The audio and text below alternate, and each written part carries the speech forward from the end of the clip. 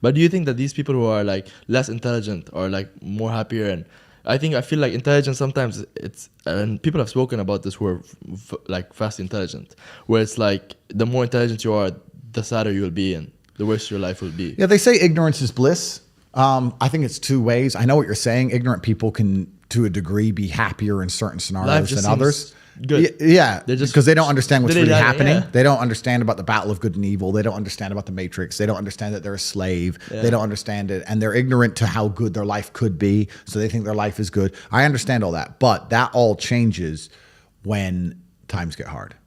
Because those people are not happening to life. Life is happening to them. And they are subject to circumstances. Correct. I'm not subject to circumstance. No matter what happens, I can change country. I can fight against the wind. You are the circumstance. I can disappear. I am the circumstance. Tate arrives and circumstances change.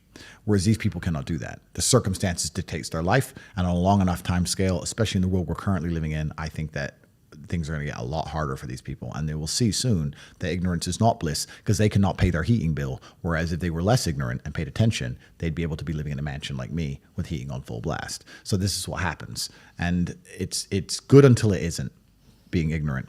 And also, I don't think God rewards ignorance.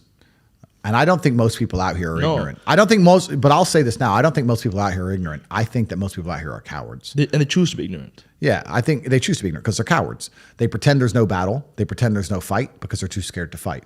But most people out here understand everything I say is true. Most people out here understand that there's the shaitan and evil is being forced upon the youth of the children, being youth of the world, and they're trying very hard to destroy society at a fundamental level, and they want to enslave all of us. And I think most people know that, but they're just too scared to say it and too scared to fight against it. So they pretend they don't know it because they are cowards.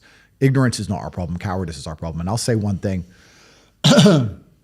This battle that we're currently embroiled in is not a battle that anybody can avoid. When God and Satan themselves decide to fight for the morality of humanity as a whole, it's a monumental fight, which is one of the largest fights that has ever taken place anywhere in the known universe. And it's not something you can just hide away from. You can't be an ostrich and put your head in the sand and ignore the two titans of good and evil fighting.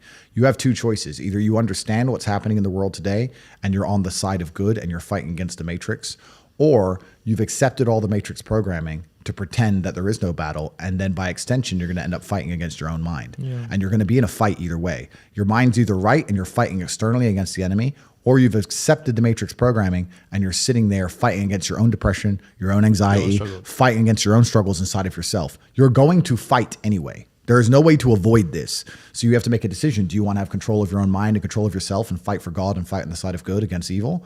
Or do you want to accept the evil programming, fall down a hole of degeneracy and fight against yourself and self-destruct and implode? That's your choice to make. But I think the intelligent choice is to fight against evil.